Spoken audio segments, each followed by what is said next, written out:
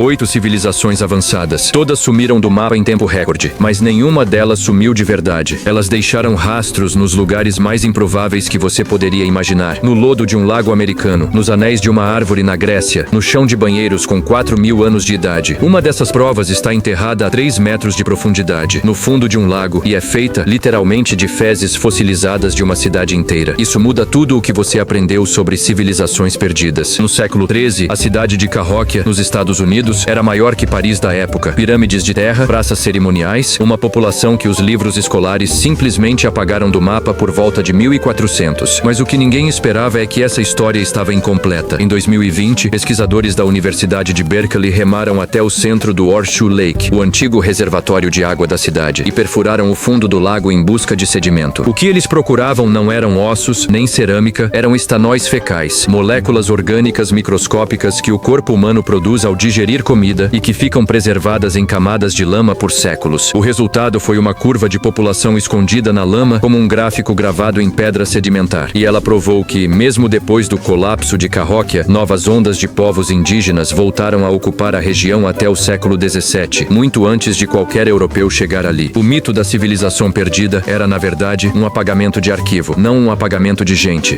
Agora viaje 4.500 anos e alguns milhares de quilômetros para o leste, até o Vale do Indo, entre a atual Índia e o Paquistão. Cidades como Mohenjo-Daro e Harappa abrigavam entre 30 e 60 mil pessoas cada, dentro de uma civilização que somava até 5 milhões de habitantes. E aqui está o detalhe que quebra a expectativa. Arqueólogos nunca encontraram um palácio, nenhum templo monumental para um rei-deus, nenhuma estátua de general vitorioso. O que eles encontraram foi um sistema de saneamento tão sofisticado que casas comuns tinham banheiros conectados a uma rede de esgoto, 4 milênios antes de qualquer cidade europeia ter o mesmo privilégio. No entanto, esse sistema dependia de algo que ninguém controlava: monções estáveis. Quando o clima mudou, no 3º milênio antes de Cristo, a engenhosidade que sustentava a cidade virou um peso morto. Só que, em vez de guerra ou extinção, o povo do Indo simplesmente se espalhou, trocou a cidade planejada por vilas rurais e sobreviveu na forma mais silenciosa possível: a dispersão. E aqui está o detalhe que a maioria dos documentários ignora. Essa transição tem um preço visível nos próprios ossos encontrados pelos arqueólogos. Na fase urbana, os esqueletos mostram relativo bem-estar. Já na fase seguinte, à medida que a escrita do Indo desaparece dos selos de estiatita e o comércio marítimo de longa distância se esvazia, os registros passam a mostrar sinais de violência, hanseníase e tuberculose. Trocar a cidade pela aldeia garantiu sobrevivência, mas não veio de graça. No Peru, quase na mesma época, existia Caral, a civilização mais antiga das Américas, erguida entre 3000 e 1800 a.C.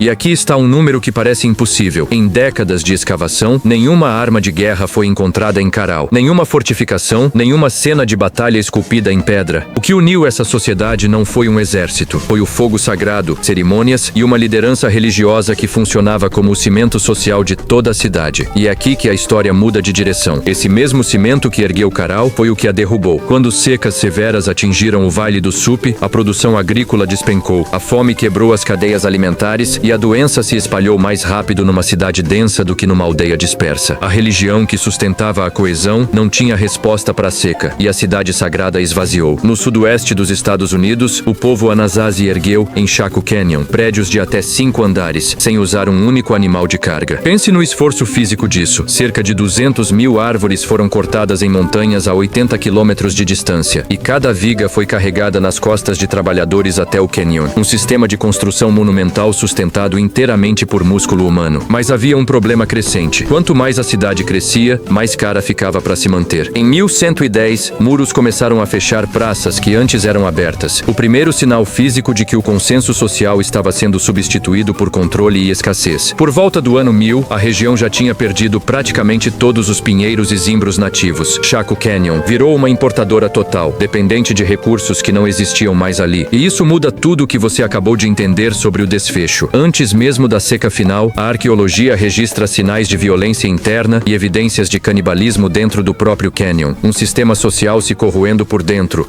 muito antes do clima dar o golpe final. Quando a seca de 1130 chegou, não havia mais margem de segurança, e o povo abandonou os próprios prédios monumentais para se integrar a outras tribos. Se deseja que continuemos produzindo vídeos como este, curta. Seu apoio nos ajuda a continuar. No Camboja, Angkor construiu algo que nenhuma civilização antes dela tinha tentado nessa escala. Uma cidade hidráulica, sustentada por uma rede monumental de canais canais que controlava a água como uma engrenagem gigante. O problema é que uma engrenagem rígida não se dobra, ela quebra. Quando monções extremas e secas severas alternaram-se de forma imprevisível, o sistema que deveria proteger Angkor virou uma armadilha de concreto e pedra, incapaz de se adaptar. A mesma infraestrutura que fez da cidade uma maravilha da engenharia impediu qualquer resposta rápida à crise climática. Agora um caso que soa quase absurdo.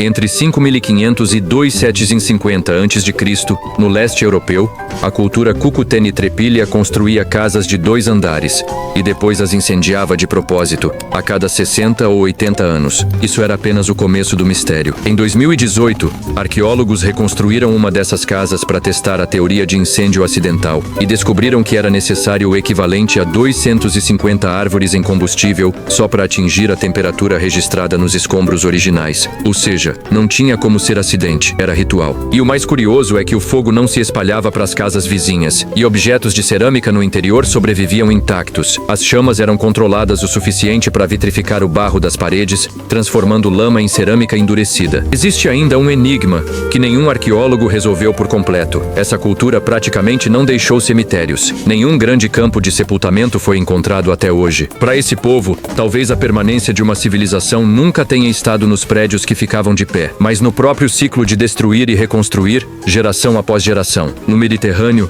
por volta de 1560 a.C., a explosão do vulcão de Santorini devastou a civilização minoica. Mas a prova mais impressionante desse evento não veio de ruínas de palácio. Veio de dentro de uma árvore. Cientistas analisaram anéis de crescimento de pinheiros a 100 quilômetros de distância da explosão e encontraram cicatrizes químicas, sinais de esgotamento de cálcio gravados, camada por camada, como um diário natural do desastre. A própria madeira registrou, em silêncio, o impacto ambiental que desmontou uma das civilizações mais sofisticadas da Idade do Bronze. E chegamos à Ilha de Páscoa, talvez o exemplo mais deturpado de todos. Por décadas, a narrativa popular contou uma história simples.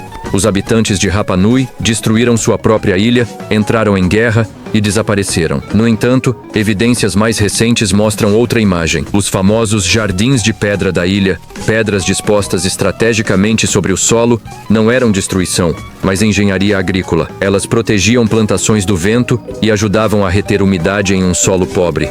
Em vez de colapso violento, o que os pesquisadores encontram é resiliência logística. Um povo se adaptando a um ambiente hostil com criatividade, não com autodestruição. 8 civilizações, 8 continentes de diferença, e um padrão que se repete. O historiador Joseph Tainter chamou isso de custo marginal da complexidade. Quanto mais uma sociedade investe em manter sua própria grandiosidade, canais, muros, sistemas de irrigação, redes de comércio, menor o retorno real desse investimento, até o ponto em que sustentar a estrutura custa mais do que ela devolve. E quando esse ponto é ultrapassado, qualquer choque externo, uma seca, uma monção fora do padrão, um vulcão, deixa de ser um problema administrável e vira um colapso. Nenhuma dessas 8 civilizações sumiu sem deixar rastro. Elas deixaram rastro em lugares que a história tradicional nunca pensou em procurar. No lodo de um lago, dentro do anel de uma árvore, no arranjo de pedras sobre um solo árido. O que realmente desapareceu não foi o povo, foi a complexidade que eles não conseguiram mais sustentar. E se existe uma cena que resume tudo isso, é essa. Uma cidade monumental,